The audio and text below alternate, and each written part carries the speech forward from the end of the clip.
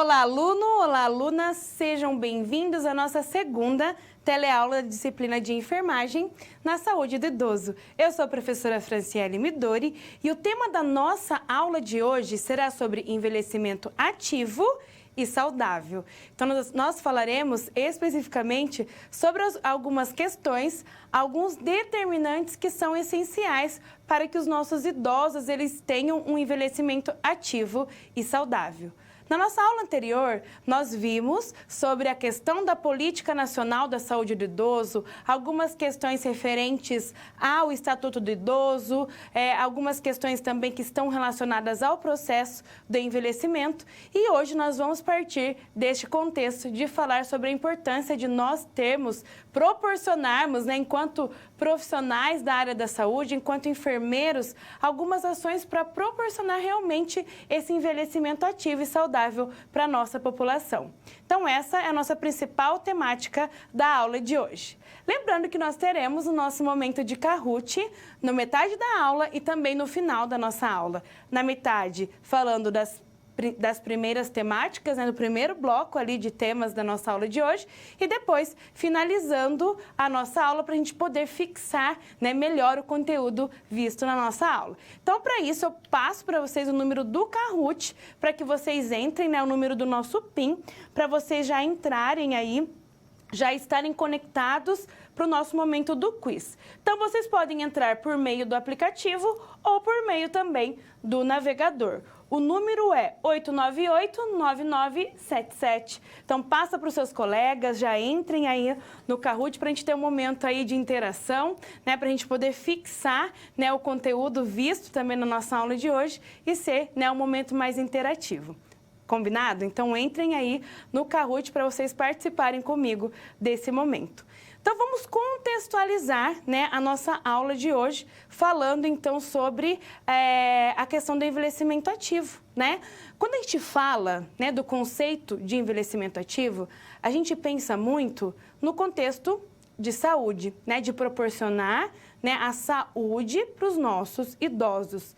Outra questão também que envolve é a questão da integralidade do cuidado. Então, para eu proporcionar um envelhecimento ativo e saudável para os nossos idosos, é ideal que eu pense na sua saúde de forma integral. Então, eu vou pensar no modelo ampliado de saúde, que nós temos, então, que a Organização Mundial de Saúde, ela traz, que a saúde é um bem-estar físico, mental, espiritual, psicossocial, tem tudo isso envolvido realmente para a gente ter esse direito à saúde garantido.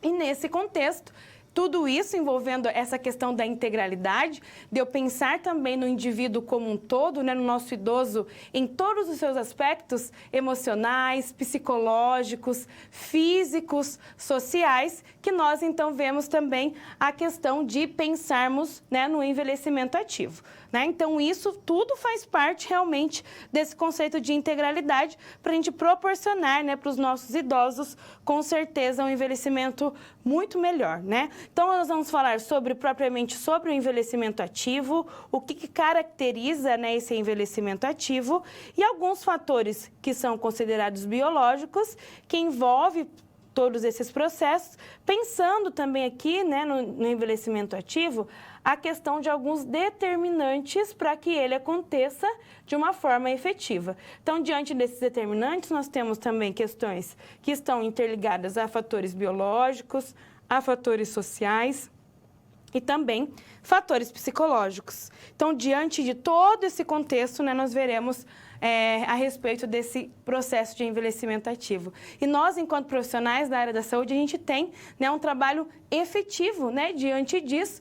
Por quê? Porque nós estamos ali, podemos proporcionar ações de promoção da saúde para garantir também que ele consiga ter esse envelhecimento ativo, e nós estamos aí no contato direto também com os nossos idosos. Então, por isso, nós precisamos sim nos aprofundar cada vez mais nesta temática. E o que nós vimos na nossa aula anterior? Nós vimos também a questão da transição demográfica. Então, nós estamos aumentando a cada dia mais o número de idosos, né? Então, a nossa população ela está envelhecendo. A gente está tendo uma mudança ali na nossa pirâmide, né, etária, em que a nossa base está diminuindo. Então, os casais estão tendo menos filhos, ou 1 ou 2 no máximo, né? Ou optam por não ter, e nós temos o quê? Um crescente aumento dos números de idosos.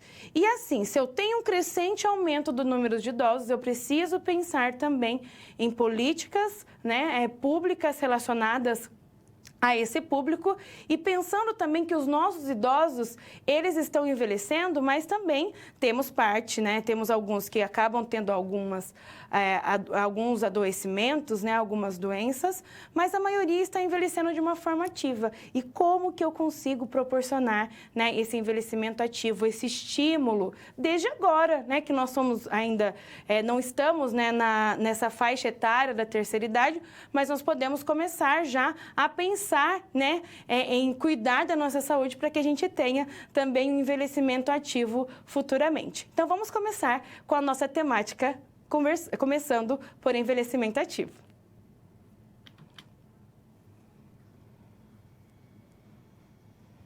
Agora nós veremos o contexto de envelhecimento ativo. O que seria esse envelhecimento ativo? Como que nós podemos pensar, né, de uma forma mais global sobre esse assunto e também, né, a sua aplicabilidade no nosso dia a dia? Então, eu trago para você nesse slide que a questão do envelhecimento ativo, ele está presente na Política Nacional de Saúde do Idoso, em que fala-se muito sobre esse processo de envelhecer de uma forma ativa, saudável, que ainda o idoso ele faça assim parte da sociedade, de decisões, né, que ele realmente seja um protagonista, né, da sua história.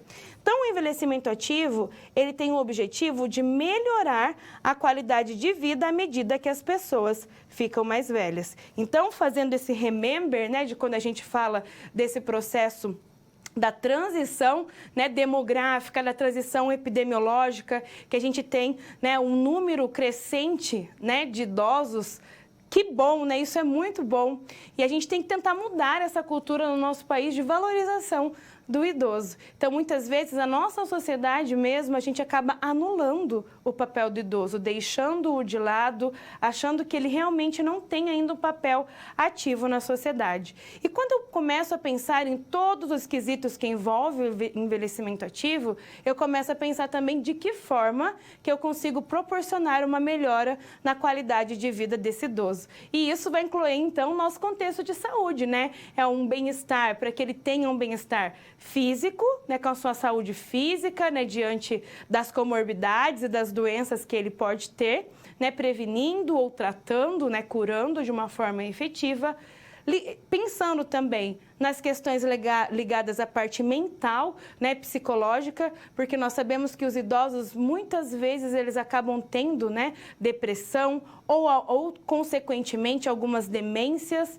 né, que ele pode, né, aparecer, né, na terceira idade, e como questões sociais, dele se enxergar ali, né, como alguém ativo realmente ali na sociedade. Não o anulando, não o descartando, mas dando possibilidades para que ele participe socialmente também, dentro do seu vínculo familiar, como também na comunidade, na sociedade. É claro que nós falamos hoje em dia, em tempos, né, de pandemia, realmente a gente tem estimulado e orientado para que os idosos eles fiquem em casa mais isolados. E isso também vai refletir com certeza, né, futuramente nessa questão, né, psicológica e mental dos nossos idosos, como já está afetando. Mas nós estamos falando aqui de uma forma, né, mais global, mas cabe nessa reflexão de nós pensarmos como que hoje também a gente consegue fazer com que o idoso ele tenha um envelhecimento ativo diante de várias adversidades que nós temos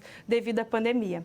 Voltando para o slide, também aplica-se tanto a indivíduos quanto a grupos populacionais, tá? Então, eu posso trabalhar o indivíduo de forma única, ele, diante das suas particularidades, né, suas dificuldades, assim como os grupos populacionais. Então, promovendo um envelhecimento ativo de forma grupal, né? Então, isso é interessante também, pode ser realizado. Então, ele propicia a proteção, a segurança e os cuidados adequados quando necessários. Então, isso é importante também quando a gente fala dessa questão quando necessários. Então, nós temos, né, vários tipos de idosos, cada idoso também caracterizado na sua fase. Então, o idoso mais jovem, ele é muito mais ativo, muitos trabalham, ainda estão realmente, às vezes, na sua melhor fase, né, realmente. Então, a gente tem que trabalhar diante da singularidade de cada idoso. E nós temos também idosos que são dependentes, que precisam de um cuidado maior da família, dos cuidadores. Então, a gente vai pensar, diante disso também, né, como que seria as possibilidades dele ter ali um envelhecimento que seja ativo de acordo, né, com a sua necessidade, de acordo com o que ele consegue realmente ali apresentar, né, ou trocar, né, com a sociedade. Voltando para o slide.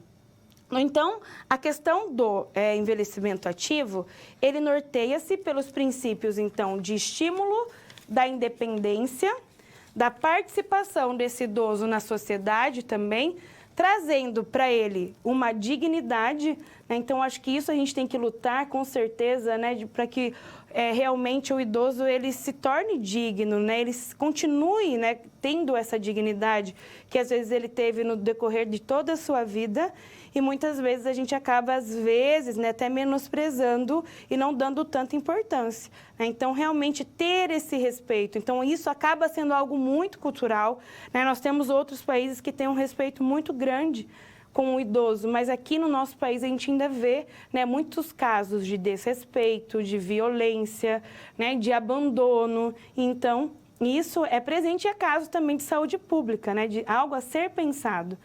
Com relação à assistência, então, dando uma assistência para esse idoso, né, de forma integral, né? Então, pensando do princípio da integralidade do SUS, então, proporcionar um cuidado, né, diante de todas as suas esferas, de forma holística, para trazer também para ele uma autorrealização. Então, para ele se sentir importante, para ele se sentir bem, né? Então, quando a gente proporciona algumas questões, o idoso, ele começa a ter mudanças de comportamento, porque realmente ele vê ali que tem alguém que se importa com ele, né? Então, é importante isso também.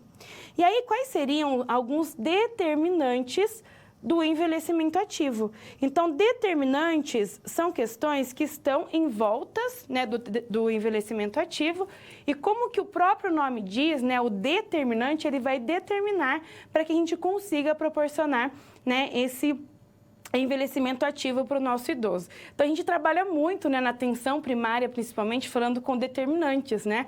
Com algo que realmente, né, determina aquela causa. Então, nesse caso, é esse envelhecimento ativo. Então, eu trago para você nessa figura que o envelhecimento ativo ele é envolto, né, de muitas questões que a gente pode considerar, então, como determinantes importantes. Começando, então, em falar em serviços sociais e de saúde, então, são os determinantes sociais que estão interligados nesse processo também do envelhecimento ativo.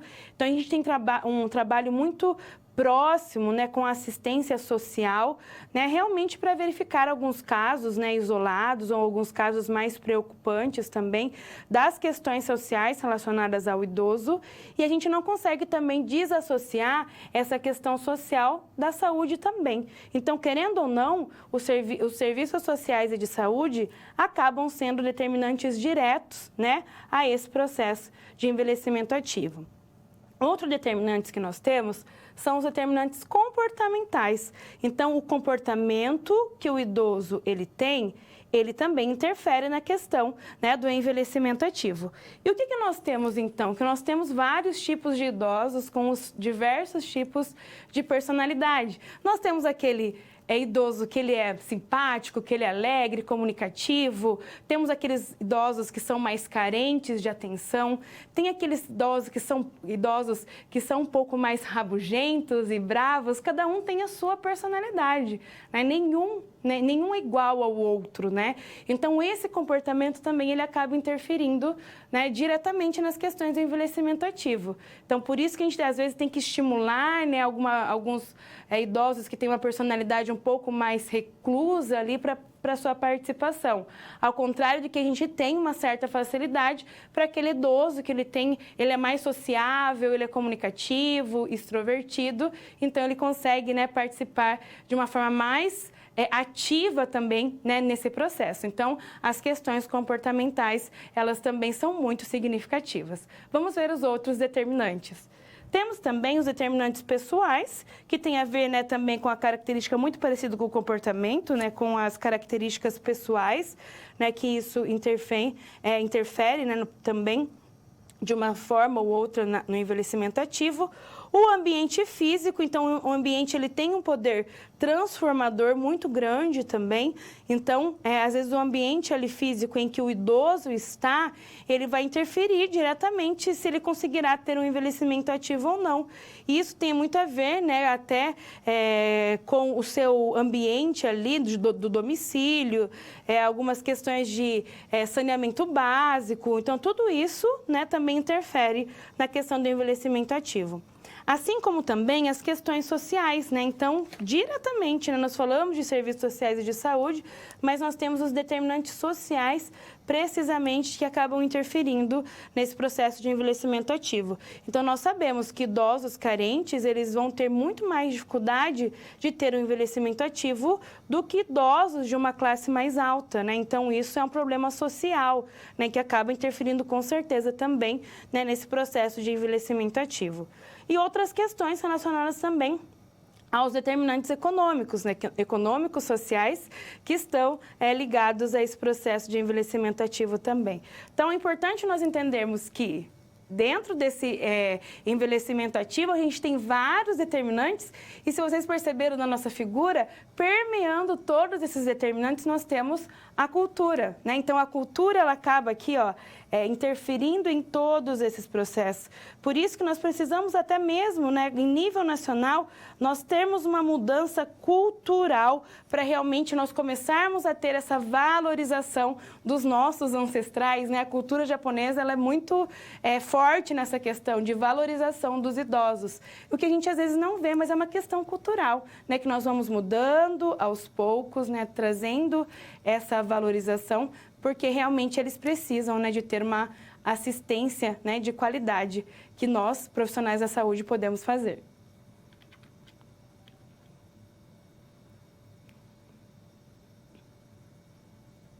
Agora nós falaremos de alguns fatores determinantes que são considerados biológicos, que são inerentes a esse processo de envelhecimento. Então, nós ainda não temos uma pílula da juventude que faz com que a gente congele no tempo e não envelheça mais. Se uma certeza que a gente tem na vida é que um dia a gente vai morrer e que nós iremos envelhecer. É claro que cada pessoa ela vai passando por esse processo de uma forma. Tem a parte genética, tem o estilo de vida, os hábitos de vida que influenciam com certeza nesse processo, né, do envelhecimento. Mas, biologicamente falando, é algo que é inerente à nossa vida, né? Nós vamos envelhecer em algum momento. Então, vamos falar agora sobre esses fatores determinantes biológicos, né? Então, o que a gente vê com relação a isso, que determina, né, até mesmo o envelhecimento ativo? A gente vê que, com o passar do tempo, biologicamente falando, o nosso corpo ele passa, né, por alguns processos de deterioração, né? Então, a gente passa por esse processo de envelhecimento, né? Nós vimos ali algumas teorias biológicas que falavam da questão de imunidade, a questão que envolve os radicais livres, né? Então, são vários processos do uso, né, e o reuso do nosso corpo que vai causando uma deterioração. Eu tenho um trava-língua com essa palavra. Então, isso acaba sendo algo inerente realmente, né, da nossa vida, né? Então, a gente passa por isso. É claro que cada indivíduo, ele vai agir também de formas diferentes. Tem pessoas que acabam tendo, desde a infância, adolescência, né, sendo um adulto jovem, um cuidado específico para a sua saúde que, com certeza, refletirá, né, a partir do momento que ele está já na terceira idade. Mas isso é algo que acontece realmente em todas as pessoas. E pode ter, em alguns casos, declínio e também a incapacidade. Então, com o avanço da idade, ocorreria um processo contínuo de perdas e dependências que daria, então, uma identidade de falta de condições aos idosos. E ele seria, então, responsável por um conjunto de imagens negativas associadas à velhice. E não é mesmo? Quantas vezes a gente, culturalmente, a gente já pensa, né, na velhice, na nossa terceira idade, como algo negativo?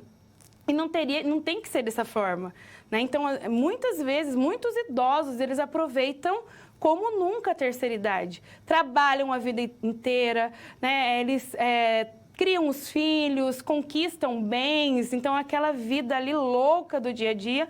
E muitas pessoas conseguem aproveitar a terceira idade da melhor forma. Mas isso, né, socialmente, historicamente, culturalmente, a gente já tem, né, uma visão um pouco negativa da velhice. Tem gente que odeia falar a idade ou pensar que está ficando velho e faz parte. Por quê? Porque isso é algo, né, cultural, né, da nossa sociedade e achar, né, que a velhice é algo negativo. Mas nós podemos tornar, né, esse momento positivo também. Voltando para o slide. Então, porém, ela ocorre de forma individual e pode ser vivenciada de forma negativa ou positiva, conforme a postura que esse idoso toma perante a sociedade em que vive. Então, vai depender muito da individualidade de cada idoso e de como que ele encara realmente esse processo, né, de envelhecimento. Então, vamos falar de algumas alterações com relação à parte biológica e física, né, do nosso idoso. Então, são alterações visíveis, como, por exemplo, as alterações anatômicas, né? A pele ela fica mais ressecada, né? Por isso começa o aparecimento das rugas, né? A perda da elasticidade, né? Então, com isso, são consequências realmente, né, do envelhecimento. Os cabelos acabam ficando mais brancos, né? A perda da melanina, caem com mais frequência, principalmente dos homens, né? Então, os homens, ele tem perda mais frequente do cabelo e também não tem essa reposição, né? Então, pode acontecer. Nas mulheres também há uma diminuição, mas não tão visível quanto nos homens. Temos também algumas alterações que são consideradas biológicas, né? Que fazem parte ali da fisiologia, né, do nosso corpo.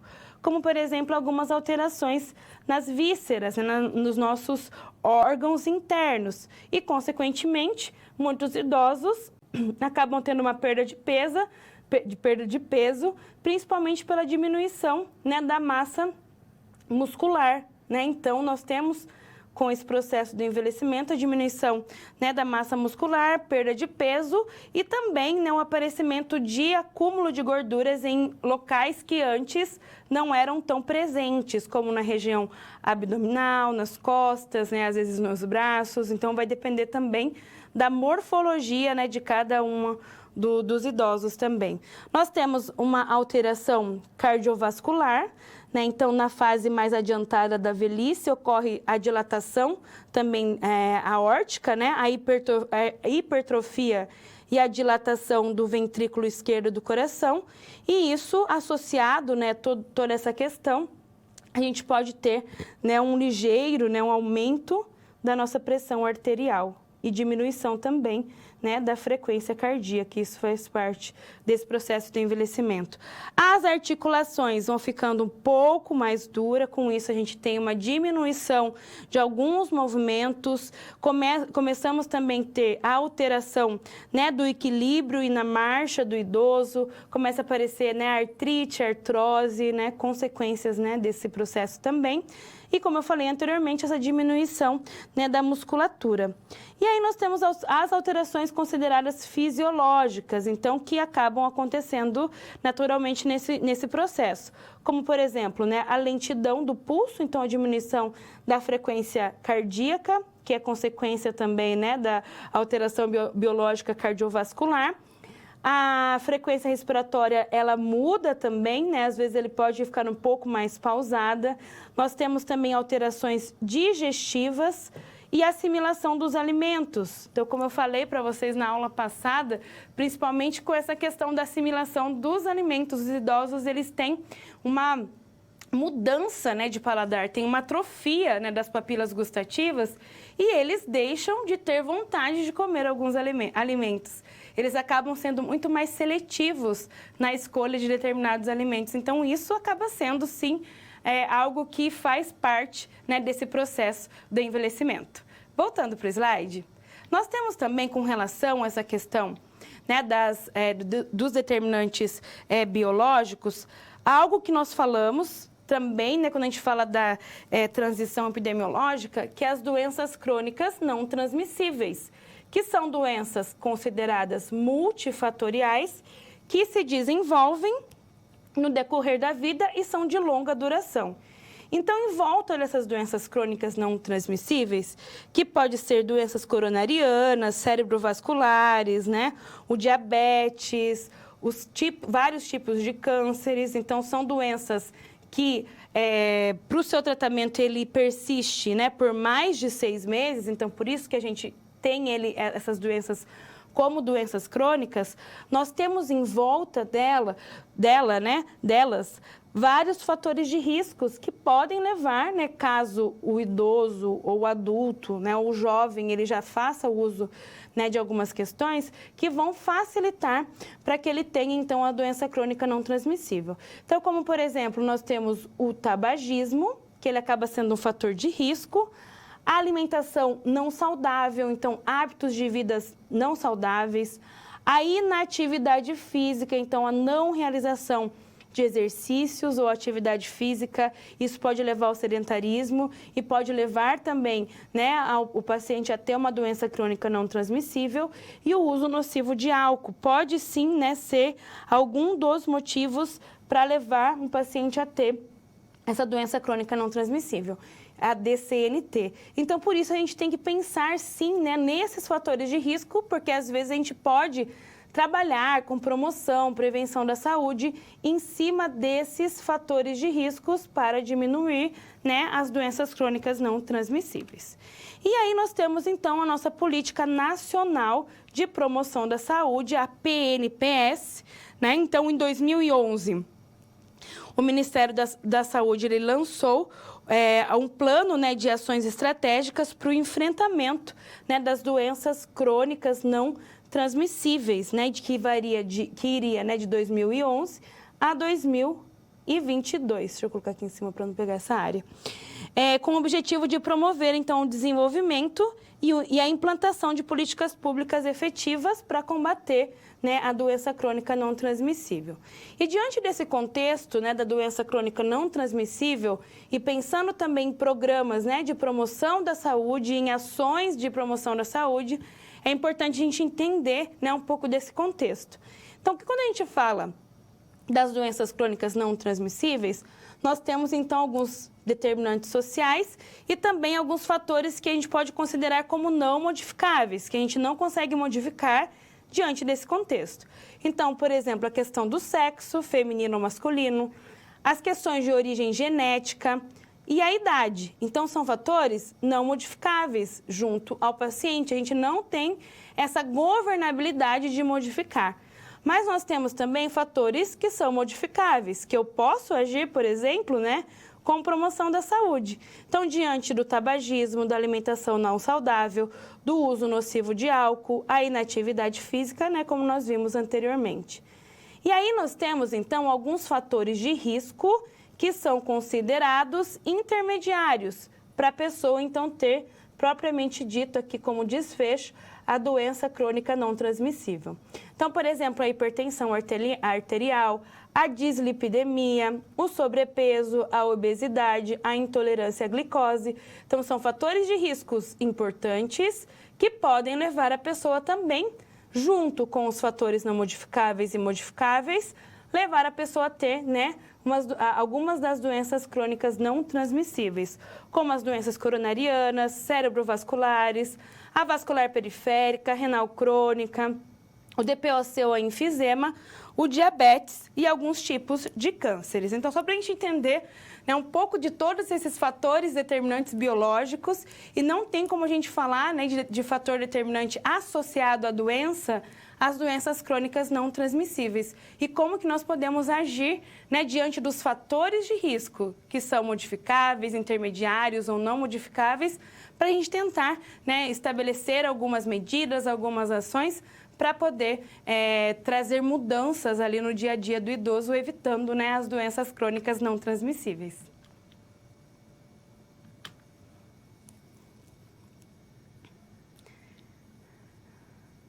Agora nós falaremos de alguns fatores determinantes, mas partindo para o lado psicológico, falando de percepção e cognição, né? Então, quanto isso também determina para que o idoso ele tenha, com certeza, um envelhecimento ativo. Então, vamos falar sobre essa questão agora. Então, quando eu falo de aspectos, né, de fatores determinantes psicológicos, a gente também consegue relacionar com alguns aspectos cognitivos, né, desse processo. Por quê? Porque nesse processo do envelhecimento a gente tem o quê? O envelhecimento cerebral. Então, muitas vezes a gente tem a atrofia cerebral, né, com dilatação de sulcos e ventrículos, devido ao processo também, né, de envelhecimento, a perda natural de neurônios, né, a degeneração granovascular também começa a se degenerar, né, a questão ali vascular, né, da parte neuronal ali no cérebro também,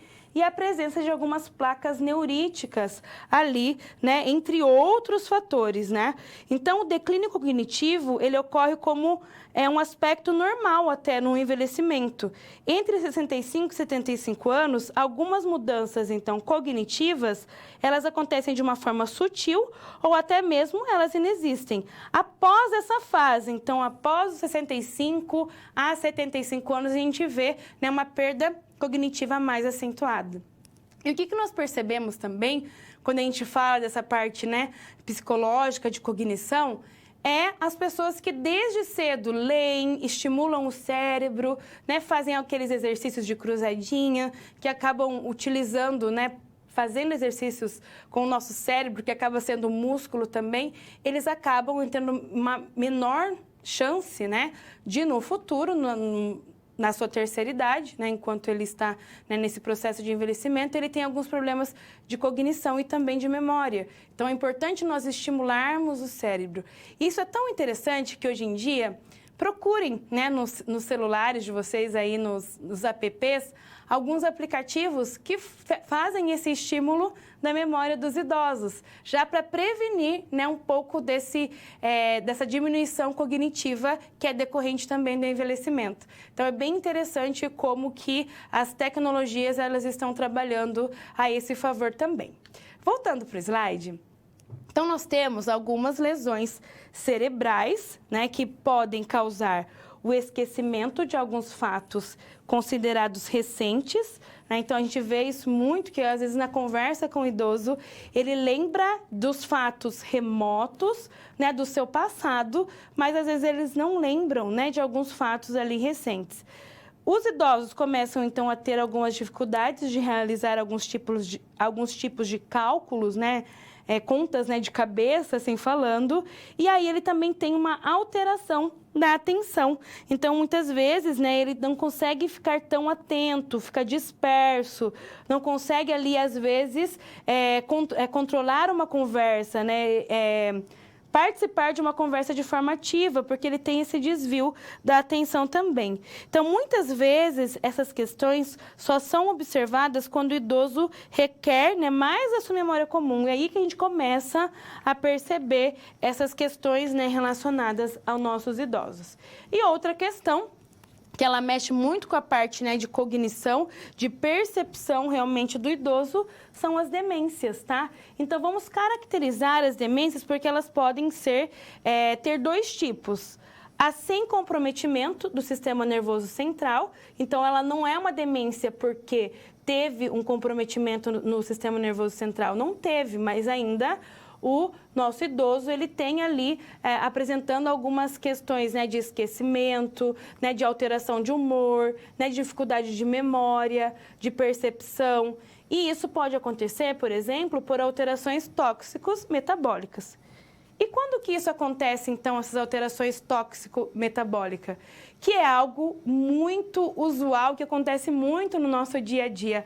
Quando o idoso ele faz uma automedicação de uma forma excessiva. Então, ele toma medicação errada, né? Muitas vezes ele toma a dosagem dobrada, em horário errado, e isso pode trazer, né, um comprometimento, né, nas questões relacionadas à sua cognição, né, à sua percepção. Muitas vezes eles ficam sonolentos, apagados realmente pelo uso incorreto, né, dessas medicações, que podem fazer interações medicamentosas, ou pode anular a função de uma ou outra, ou potencializar até mesmo a sua função. Por isso que é importante nós termos, sim, né, uma supervisão, né, dos idosos com relação à medicação, para eles não se automedicar de forma errada. Então, muitas vezes, eles não ligam realmente para aquele horário, né? Eu tinha a minha avó, ela fazia isso, né? Então, olha, eu sou enfermeira, eu tenho várias primas que são enfermeiras, a gente ia na casa dela, organizava todas as medicações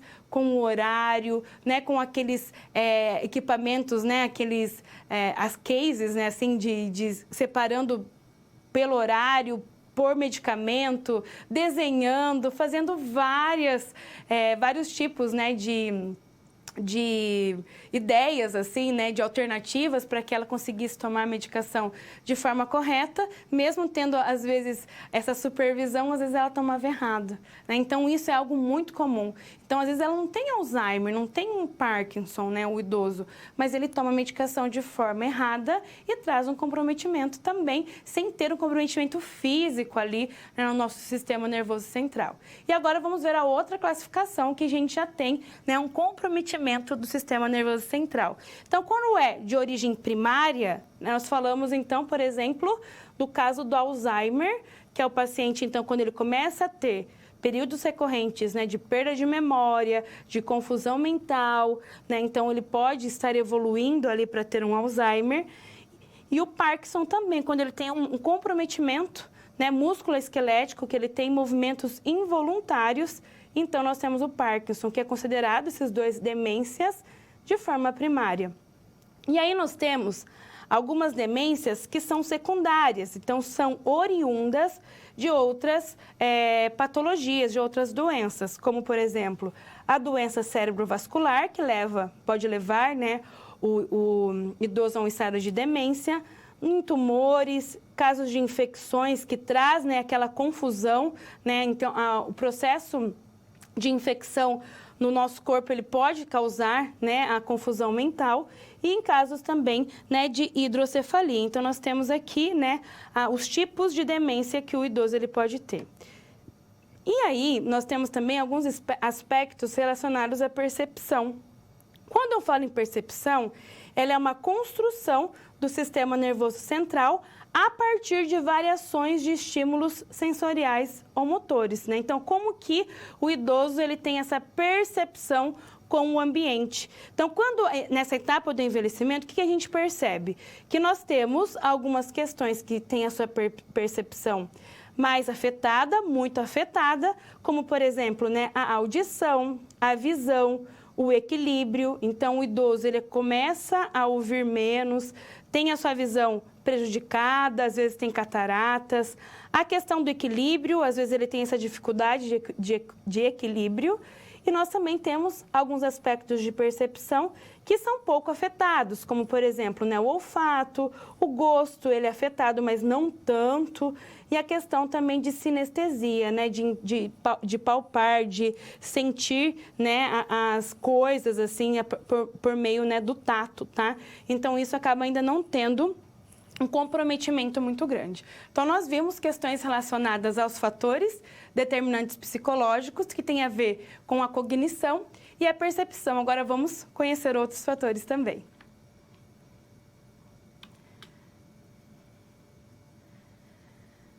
Agora, eu trago para você uma situação, problema que envolve, né, a qualidade de vida na terceira idade, junto à pessoa idosa. Vamos conhecer? Então, eu trago para você a história, né, de uma cidade do interior de São Paulo, né? A Secretaria de Saúde resolveu implantar, então, o tema envelhecimento ativo e saudável em seu rol de portarias. Para isso, ele instaurou, em 2015, a portaria de número 366, que instituiu que em todo o município a política municipal de envelhecimento ativo e saudável deveria acontecer. Então, ao longo dos anos, foram criados vários programas de saúde para a efetiva implantação dessa portaria. Então, vamos pensar, né, uma cidade no interior de São Paulo pensou em trabalhar com a questão do envelhecimento ativo e saudável e, para isso, foram criados, então, vários programas de saúde para ser trabalhados junto à população. Lembrando, então, que envelhecimento ativo é o processo de otimização das oportunidades de saúde, de participação e segurança, com o objetivo de melhorar a qualidade de vida à medida que as pessoas ficam mais velhas, né? Então, considerando os fatores determinantes biológicos, quais programas seriam necessários, né, criar para aumentar a qualidade de vida e garantir um curso de vida saudável? Então, pensando no envelhecimento ativo e saudável, nós podemos trabalhar, né, de uma forma efetiva, né, junto com esses idosos.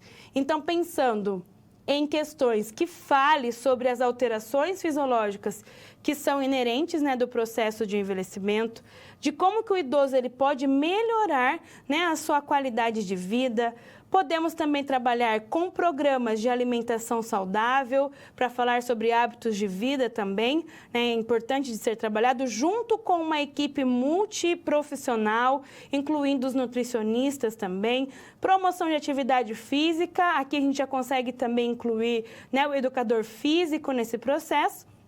E também programas de prevenção ao tabaco e também o programa de academia da saúde, que geralmente, né, hoje em dia nós temos em vários municípios aquelas academias ao ar livre que a gente fala, ele faz parte, né, do programa nacional, né, o programa Academia de Saúde, que institui então que os municípios eles tenham esses locais aí para que os idosos e também a população, de forma geral, participem ali, façam seus exercícios físicos, suas atividades físicas, né, de uma forma efetiva. Então, nós podemos trabalhar com os nossos idosos de diversas formas. Trabalhar com promoção da saúde, prevenção de doenças e, nesse sentido, o enfermeiro ele tem um papel muito ativo, porque ele pode, sim, identificar, né, as fragilidades do local em que ele trabalha, principalmente falando na atenção primária à saúde e propor, né, algumas ações para trazer mudanças para os nossos idosos.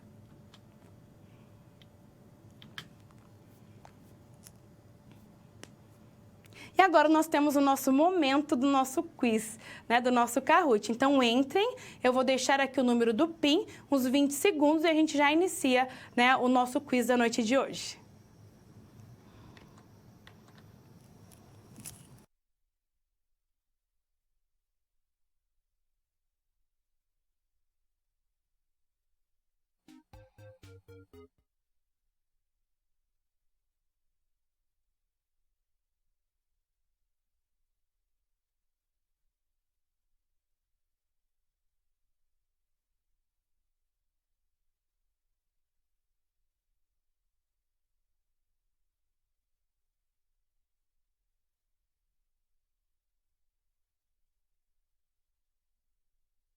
Então, nós já temos 16 pessoas aqui presentes, a Mabel, o Adriano, o Marcos, a Daniela, quem mais? A Fran, o Rafa, a Linara, Eneilton, a Ale de Vilhena. Então, vamos, a Jana, a Elizabeth, a Aníbal, vamos iniciar para que a gente consiga, então, finalizar a nossa aula no tempo correto, tá bom? A Jane de Seabra, a Bia, sejam todos bem-vindos no nosso quiz. Então, vamos lá para a nossa primeira pergunta. Hoje está muito fácil. Hoje eu estou muito boa, a Jana, em quinto. Vamos para a nossa segunda pergunta. Considerado um fator de risco para as doenças crônicas não transmissíveis: alimentação saudável, atividade física ou uso nocivo de álcool? Eu estou muito boazinha hoje. Considerado um fator de risco para as doenças crônicas não transmissíveis: alimentação saudável, a atividade física ou uso nocivo de álcool? Vamos ver quantas pessoas irão acertar. É um fator de risco para DCNT, as doenças crônicas não transmissíveis. 21 pessoas respondeu, 22, 24, 12 pessoas acertaram.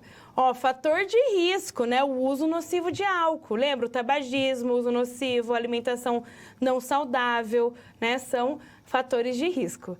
A Jane em primeiro, o Rafa em segundo, a Daniela em terceiro, a Cleide em quarto e a Jane em quinto. Vamos lá para a nossa terceira pergunta, então, dessa rodada. O que as lesões cerebrais podem causar? Lembrança de fatos recentes, facilidade para realizar cálculos, alteração da atenção. O que as lesões cerebrais podem causar? Lembrança de fatos recentes, facilidade para realizar cálculos ou alteração da atenção. Essa tá fácil também. 24 pessoas já responderam. 3 segundos finais. E 16 acertaram, alteração da atenção, né? Então, ele pode causar essa alteração da atenção. Então, em primeiro lugar, nós temos o Rafa, a Daniela, o CDA em segundo, a Cleide em terceiro, a Jana em quarto e em quinto, a Jane de Seabra. Vamos para a nossa última pergunta desse bloco, tá? Com relação à percepção no envelhecimento, a audição ela é pouco afetada. Se vocês acham que é falso, apertem o azul. E se vocês acham que é verdadeiro, vocês apertem o vermelho. Então, lembrem que está meio cruzado as cores, tá? O falso é o azul e o verdadeiro é o vermelho. Se você acha que essa frase ela é verdadeira ou falsa, se você acha que é falsa, o azul e o vermelho, o verdadeiro, tá? Você acha que a frase ela é verdadeira. 27 pessoas responderam e 17 acertaram. Ela é falsa, né? Com relação à percepção no envelhecimento, a audição, ela acaba sendo muito afetada. Então, vamos para o nosso ranking para dar continuidade à nossa aula de hoje. Então, o Rafa em primeiro, a CDA Daniela em segundo, a Cleide de Santa Catarina em terceiro, a Jane de Seabra em quarto e a Jana em quinto. Então, fiquem ligados, pessoal. Daqui a pouco a gente já volta para nós finalizarmos, então, o nosso quiz, né, da nossa aula de hoje com os assuntos agora que nós iremos abordar, né, a partir de agora. Vamos lá?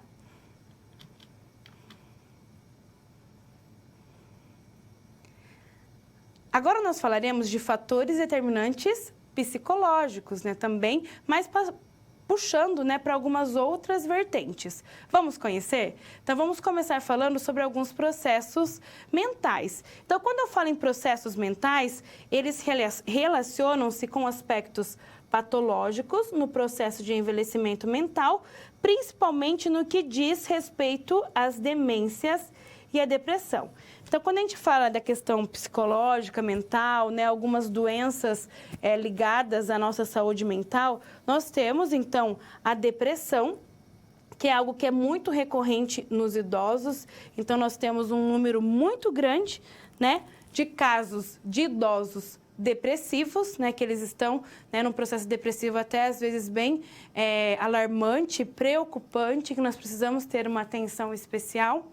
Principalmente também nessa época, né, que nossos idosos estão mais isolados, muitos estão há muito tempo sem se socializar ou ver a família, mesmo com a questão, né, da vacinação agora, principalmente, né, na etapa que nós estamos vivendo, a gente está ali, né, nesse isolamento e isso causa depressão. Sim, nós, né, que somos mais jovens, nós temos, né, passado por momentos depressivos diante da realidade que nós estamos vivendo. Imagine os nossos idosos que estão perdendo entes queridos ou amigos próximos, né, para a doença. Então, é algo que é muito presente, né, nos idosos, a questão da depressão. A depressão, ela é uma doença que é uma preocupação de saúde pública realmente em nível global, né? Principalmente agora, né, nessa época, né, de pandemia. Então, nós precisamos ter uma atenção especial com nossos idosos com relação à depressão também.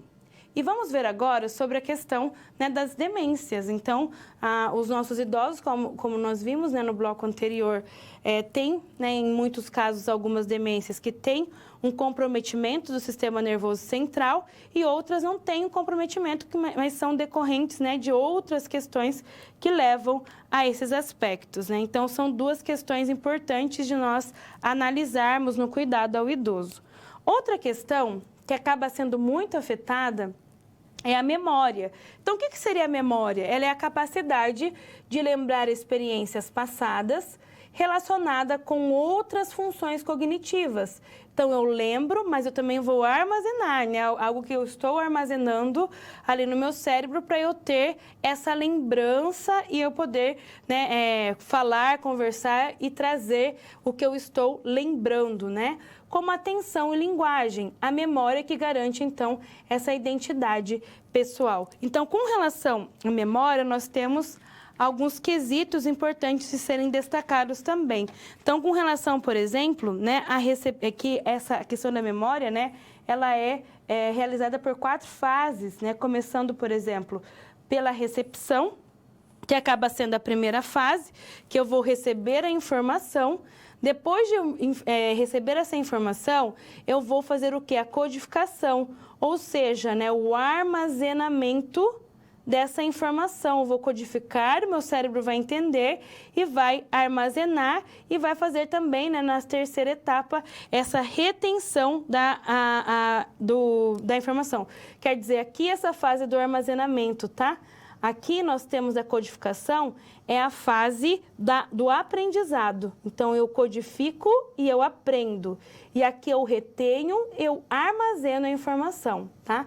E essa parte aqui também, eu peço para que vocês corrijam aí no slide de vocês, que é a recuperação, tá? Que é a 4ª fase, a fase da recuperação.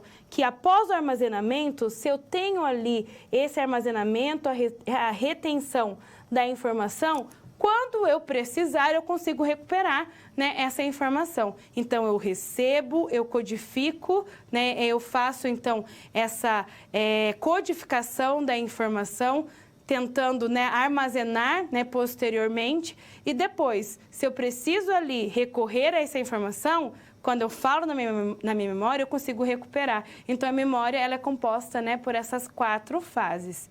E nesse processo de envelhecimento, a gente tem, então, falhas, né, nessas fases da memória. Por isso que, muitas vezes, o idoso ele não consegue lembrar tantas memórias recentes. Eles lembram muito mais, né, memórias remotas, né, do passado, que eles falam da época da sua infância, quando os filhos eram pequenos. Então, isso acaba sendo algo bem habitual, tá? Então, tem a ver muito com esse processo da memória aí, desse armazenamento das informações, que acaba também ficando comprometido, né, nesse processo, né, do envelhecimento.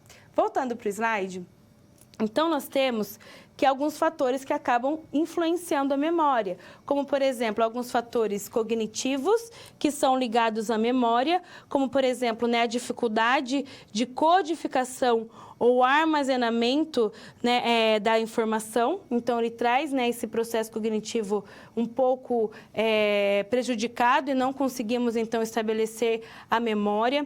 Ou, por exemplo, cognitivo na atenção. Então, o idoso ele não consegue se atentar, né, a tantas coisas, então, ele não consegue perceber, ele tem um desvio de atenção, né, no dia a dia, então, isso prejudica a sua memória também. Nós temos também questões que são consideradas não cognitivas, mas que influenciam a memória do idoso também, como questões emocionais, o estresse, né, alguns transtornos de ansiedade, a depressão. Então, não tem muito a ver diretamente com questões cognitivas. São questões externas que podem levar, influenciar, né, na memória do nosso idoso. Outra questão também é a autoestima. Às vezes o idoso ele tem ali uma crença, né, de não ter sua autoeficácia, né, influenciando diretamente sobre a sua capacidade de memória também. Então, essa questão de autoestima ele acaba afetando até mesmo a memória. Alguns fatores ambientais, principalmente de desorganização, de desordem no ambiente, pode levar, né, o idoso a não conseguir lembrar de algumas questões. O uso de medicamento, então o uso excessivo ou o uso errôneo de medicamentos podem afetar diretamente a memória do idoso também, assim como algumas doenças degenerativas. Então, isso pode, como algumas demências, né, que acabam tendo Alzheimer, por exemplo, né, ele afeta diretamente a memória do idoso também. Então, às vezes a gente consegue ali agir diante de algumas doenças que podem ser tratáveis e a gente consegue melhorar esse aspecto, né, da memória do nosso idoso. E aí nós temos também algumas estratégias de treinamento que são utilizados para a memória dos idosos. O que a gente tem que pensar com relação a isso, né? Na hora de planejar algum treinamento ou verificar alguma questão para estimular isso nos nossos idosos? A gente tem que lembrar que os idosos, eles lembram com mais facilidade quando ele tem informações com pistas. Então, eu posso, né, proporcionar pistas ali, né, estimulando a sua memória, porque assim ele consegue lembrar com uma maior facilidade.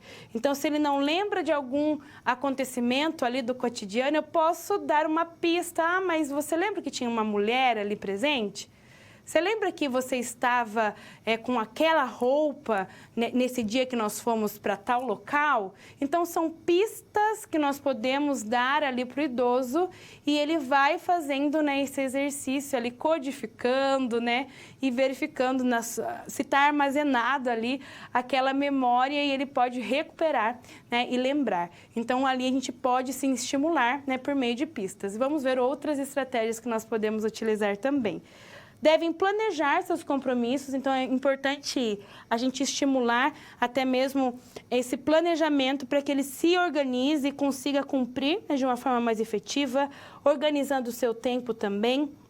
Outra estratégia é fazer listas, né, de afazeres por meio de calendários ou agendas, que isso acaba estimulando também o idoso a se organizar e a seguir ali, né, o que foi planejado e assim ele não tem tantos comprometimentos, né, no seu dia a dia. E aí nós temos também algumas questões referentes à personalidade, né, dos nossos idosos. Então, por exemplo, nós temos idosos que são considerados mais extrovertidos, que falam mais, que são mais abertos, que têm uma intensidade maior e com isso ele consegue muitas vezes passar por esse processo de envelhecimento de uma forma mais positiva. Nós também temos os idosos que a gente caracteriza, né, com neuroticismo, que eles caracterizam-se por apresentar tendências a experimentar emoções mais negativas. Então, nós temos os idosos que são totalmente negativos, né? A gente fala alguma coisa e eles já falam alguma coisa negativa. Então, tem pessoas que aparentam ter uma piora até mesmo com a idade, né? Eles ficam muito mais negativos e teimosos e isso faz parte também da personalidade, né, de alguns idosos. Outra questão é aberto a novas experiências, tem idosos que são sempre mais abertos, tem os que são integrados também, que têm um bom convívio social, tem outros que têm uma postura mais defensiva, combativa, então ele vai para o embate ali, você fala alguma coisa, ele já, né, retorna, né, automaticamente. Tem idosos que têm uma personalidade mais passivo-dependente, que não depende emocionalmente, fisicamente, né, da família, do cuidador, e ele tem realmente um comportamento mais passivo, e tem também aquele idoso que é desintegrado, então que ele apresentam lacunas realmente, né, de funcionamento psicológico e que geralmente ele tem problemas de cognição, né, às vezes ele tem uma demência que já está bem avançada e com isso ele faz com que ele fique desintegrado, né, da sociedade devido a todos esses aspectos, né, de cognição, de participação social, de problemas relacionados à doença mesmo. Então, são personalidades diferentes que cada idoso tem e a gente tem que tentar agir, né, de uma forma positiva, entendendo, compreendendo, sendo empático e realmente tentando proporcionar, né, uma assistência de qualidade diante, né, de cada personalidade.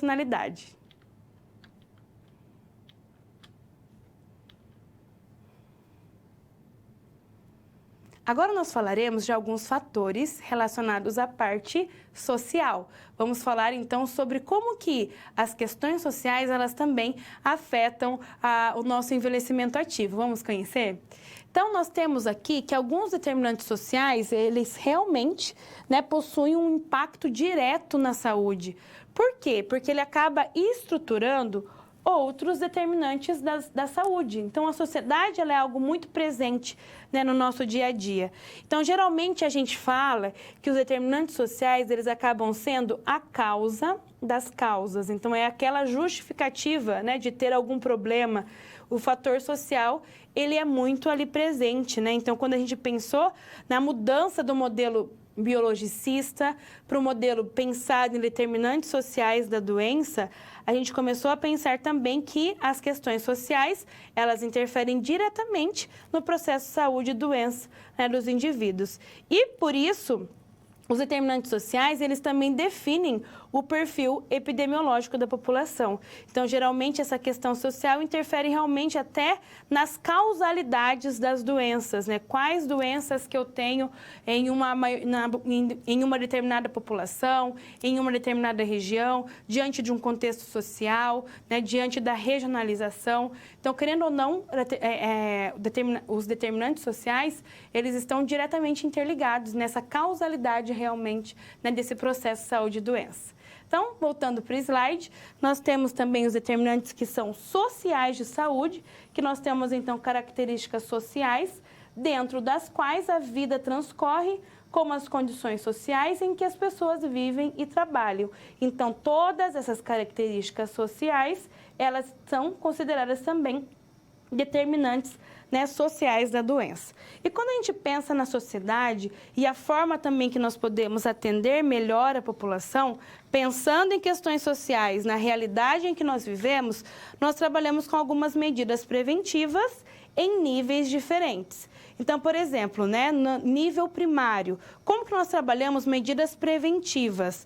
Trabalhando com promoção da saúde, com uma prevenção ou uma promoção específica de doença, né, uma proteção específica de doença.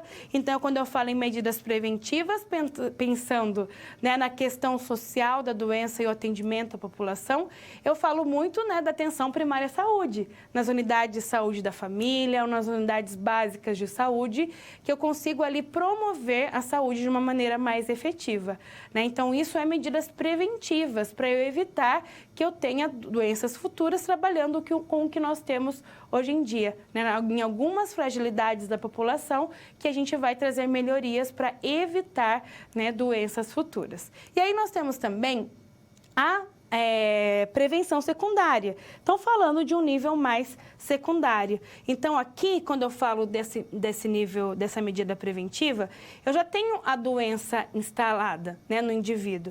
Então, eu vou trabalhar com questões de diagnosticar corretamente a doença e fazer um tratamento efetivo para que essa doença realmente a pessoa se cure, né, dessa doença, ela consiga passar por esse processo da melhor forma possível. Então, é uma medida preventiva secundária? Ela é também, mas é quando a doença ela já está instalada. Temos também nível mais terciário, né, de medida preventiva, quando eu já fiz a promoção, fiz o diagnóstico, o tratamento, a pessoa ela teve algumas fragilidades ou algumas consequências, né, de alguma doença, ficou com alguma sequela, por exemplo, e aí eu vou pensar no quê? Em redução dos prejuízos dessa doença, desse idoso, por exemplo, que já teve a doença, e pensando também na sua reabilitação, né, para que ele consiga se reabilitar, né, da melhor forma possível. E aí nós temos, então, a prevenção quaternária, que quando eu falo da proteção quaternária, da prevenção, eu estou falando sobre evitar iatrogenias, então evitando alguns erros que são decorrentes da assistência às pessoas, aos usuários, aos nossos idosos, e que são decorrentes, por exemplo, do processo de trabalho em saúde, né? Os nossos famosos eventos adversos, né? Eu gosto de falar também, né, de eventos adversos e como que nós podemos evitá-los, né, da melhor forma possível. Então, isso é uma forma também de prevenção quaternária, junto ao usuário e junto ao idoso também. Voltando para o slide, então nós temos outra questão importante de ser falado, que é o rastreamento. Então, é nós rastrearmos possíveis doenças anteriormente ao seu aparecimento. Então, é um processo que vai identificar pessoas que aparentemente apresentam-se saudáveis. Então, eu vou rastrear, eu não vou diretamente na pessoa que eu sei que já tem algum diagnóstico, já tem alguma doença, mas eu vou trabalhar com as pessoas saudáveis que ela pode ter uma maior probabilidade para desenvolver determinada condição clínica ou doença, com finalidade de reduzir risco ou alguma complicação dessas condições de doença. E quando eu faço rastreamento, eu penso muito nas questões sociais. Então, se eu entendo o impacto que a questão social ela tem no processo de saúde e doença, então, por meio desse rastreamento, diante, né, de algumas condições sociais que aparecem em determinados tipos de patologia, eu já posso fazer esse rastreamento e trabalhar com indivíduos que estão, né, no momento saudáveis, por exemplo, os idosos que no momento ali eles estão saudáveis, mas devido a todo o seu contexto social, pode ser que ele venha a ter, né, alguma doença futuramente. Então, eu posso trabalhar com essa questão de rastreabilidade. Vamos, então, voltar para o nosso slide. Então, são doenças que podem ser frequentes, é importante do ponto de vista clínico, quando eu faço rastreamento. Eu posso realizar também testes com baixos índices de falso positivo ou negativo. E a doença ela deve ter tratamento efetivo capaz de modificar sua história material. Possa diminuir, então, a sua mortalidade, devido a toda essa questão de um rastreamento, ter um curso aceitável e o tratamento não pode ser pior, né, realmente com a doença, do que a doença. Então, isso nas questões relacionadas a esse rastreamento anterior, né, da doença. E aí nós temos, então, alguns contextos socioambientais, tendo que os fatores socioambientais, eles causam, ou sejam, são produtores de traumas, lesões e doenças, isto é, acaba designando o perfil, né, da saúde da população devido a esses fatores, então, socioambientais. E aí, nesse contexto socioambiental, a gente tem o primeiro cenário, o segundo cenário e o terceiro cenário. Então, o primeiro cenário, eu me refiro, né, que ocorrem predominantemente as doenças cardiovasculares e neoplásicas, que acometem, né, um grande contingente de pessoas. No segundo cenário, eu falo mais, né, das doenças que aparecem nesse segundo cenário, são as doenças infecto-parasitárias, determinantes exclusivamente, né, dos fatores socioambientais. E no terceiro cenário, eu englobo, então, as situações de acidentes e violências, né, que podem, né, causar prejuízos para a população. Então, diante desses três cenários, a gente tem fortemente, né, a questão socioambiental nos trazendo, então, a possibilidade de causa, né, de algumas doenças aos indivíduos.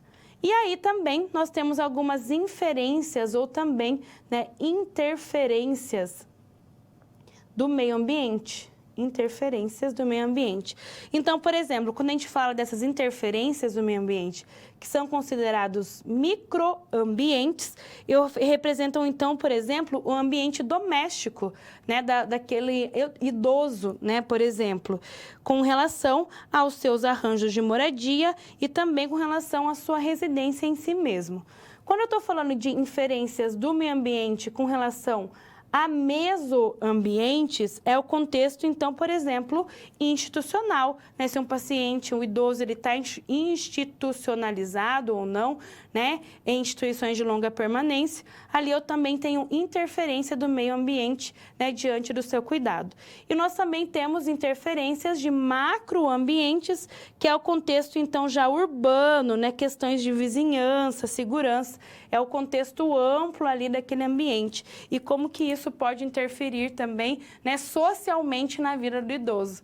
Então, a questão do seu domicílio, ou se ele está ali institucionalizado, ou até mesmo as questões sociais, né, em volta ali do idoso, acabam interferindo diretamente, né, na sua saúde.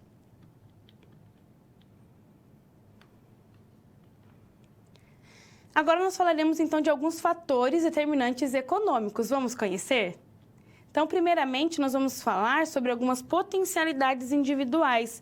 Então, o idoso, a gente sempre busca, né, essa questão da autonomia individual, que é a garantia de que seja assegurado ao ser humano a possibilidade de conduzir e gerir a sua própria vida. Principalmente quando a gente fala nessa questão, né, econômica também, puxando para esse determinante importante do envelhecimento ativo e que acaba causando ali alguma dificuldade, né, nesse processo do envelhecimento em que o idoso ele acaba perdendo um pouco da sua autonomia individual. Então, isso, nós temos a diminuição da sua ação, né, da sua independência, da capacidade física também, da vontade de escolher livremente as suas ações, né, as suas vontades, e o pensamento também. Ele tem uma reflexão crítica, né, com relação às suas escolhas. Então, são mudanças que acabam acontecendo, né, nesse processo de envelhecimento. Então, a gente começa a perceber o quê? Né? Com relação ao exercício da autonomia, ele viabiliza o quê? Um envelhecimento mais saudável. Se eu tenho um indivíduo autônomo, ele tem um envelhecimento mais saudável. E dessa forma, a gente começa a reconhecer, então, o idoso como uma pessoa mais ativa, né, dominando ali, né, as suas vontades, né, as suas ações no dia a dia. Para isso, então, a gente precisa aqui preservar algumas questões, como, por exemplo, a continuidade de aperfeiçoamento pessoal, né, a questão da autorrealização do idoso, a capacidade de superar as limitações que esse processo de envelhecimento ele traz, o desenvolvimento de novos papéis que fazem parte, né, nesse processo. Às vezes eles acabam mudando os seus papéis e isso é positivo também. E com isso ele acaba buscando novas, né, uma busca participativa de novas experiências. Então nós podemos com certeza estimular essa questão junto aos nossos idosos. Então no Brasil, as questões de envelhecimento juntam-se a uma lista de questões sociais mal resolvidas. E isso é algo muito nítido, né? Então, essa questão do envelhecimento é algo cultural, social, de vários e vários anos. E, consequentemente, então, como a pobreza, a exclusão e também elevados níveis de desigualdade que a gente acaba vendo realmente, né, no nosso dia a dia.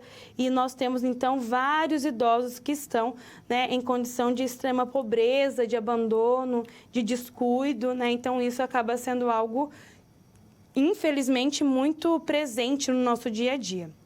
Então, pensando nesses determinantes econômicos, nós temos alguns benefícios que são concedidos aos nossos idosos. Então, por exemplo, nós temos os benefícios de caráter contributivo, que é quando o idoso ele contribui, né, referente ao seu trabalho que ele contribuiu, realizado ao longo dos anos na iniciativa privada ou também, né, no serviço público. Então, é benefício que é caracterizado, então, como contributivo. Temos também o benefício de previdência rural. Então, para aquele idoso, né, que ele trabalhou, né, no campo, no meio rural por muito tempo, e é exclusivo para esse tipo, né, de idoso que viveu no meio rural, mas ele também tem caráter contributivo, né, para ele poder ali ter esse privilégio, né, não privilégio, né, porque na verdade é um direito, né, de utilizar essa previdência rural. E também nós temos o benefício de assistência social, então é destinado para aqueles idosos que são mais necessitados. Então, que estão em extrema pobreza, que precisam de um atendimento ali assistencial, né, muito grande. Então, nós temos esse tipo de benefício também para esse público, né, para esse idoso que é carente, que às vezes ele não tem, né, um suporte familiar, que ele não é cuidado. Então, nós temos também esse tipo de benefício. Então, tudo isso, né, faz com que melhore as condições econômicas dos nossos idosos, que eles consigam passar por essa etapa do envelhecimento, né, por meio das suas aposentadorias, de uma forma que ele consiga também ter, né, idealmente, o real e o ideal, mas o ideal era que ele tivesse, com certeza, um envelhecimento ativo e seguro, né, diante das suas questões econômicas também.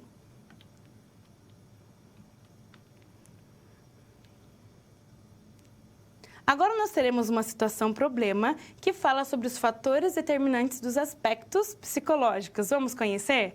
Então, eu trago para vocês a história, né, de um ambulatório de saúde mental do Hospital das Clínicas da Unesp, que eles perceberam um aumento de doenças psiquiátricas e psicológicas que afetavam os idosos, que ali eram atendidos. Então, com o aumento do atendimento a pessoas com mais de 60 anos e uma diminuição em relação aos mais jovens. Então, quais podem ser os fatores determinantes no processo de envelhecimento sob o ponto de vista dos aspectos psicológicos que afetam os nossos idosos? Então, vamos perceber e relembrar agora, na situação problema, alguns fatores determinantes que nós vimos já no decorrer da nossa aula, que acabam atingindo, né, os nossos idosos. Então, por exemplo, nós temos os aspectos cognitivos, que acabam, então, os idosos acabam tendo um esquecimento, né, de fatos recentes, esse comprometimento cognitivo, né? A dificuldade em realizar alguns cálculos e até mesmo alguns cálculos que são considerados cálculos mais fáceis. Ele tem a alteração da sua atenção e, consequentemente, então, ele tem, né, alguns problemas cognitivos que são importantes de nós identificarmos e trabalharmos conforme a necessidade, né, de atendimento ali ao idoso. Temos também fatores determinantes que vão atingir a sua percepção. Então, nós temos o comprometimento maior nas questões auditivas, né, de visão e de equilíbrio do idoso. Então, ele tem uma diminuição, né, em ouvir adequadamente, em ver e também em se equilibrar, né, em domínio da sua marcha também, que são inerentes ao envelhecimento também.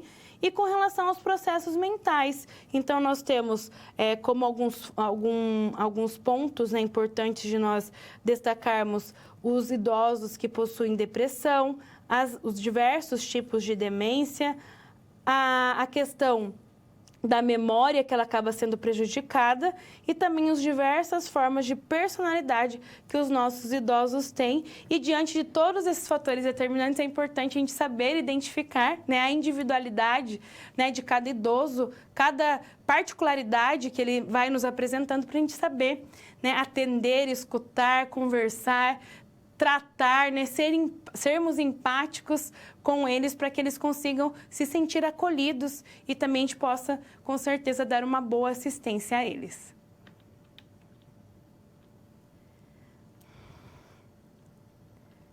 E agora vamos dar continuidade ao nosso Kahoot, então finalizando a nossa aula de hoje. Vamos lá para o nosso quiz da noite de hoje? Vamos lá então para a nossa quinta pergunta. Nas fases da memória, qual é responsável pela aprendizagem? A recepção, a codificação, a retenção ou a recuperação? Então, para quem não entrou ou saiu, ó, aqui nós temos o PIN, ó, 8989977. Então, nas fases da memória, qual dessas fases ela é responsável pela aprendizagem? A recepção, a codificação, a retenção ou a recuperação? Então, vamos entrar aqui. Eu acho que o pessoal não entrou também, né? Eu comecei muito rápido, porque nosso tempo já está acabando.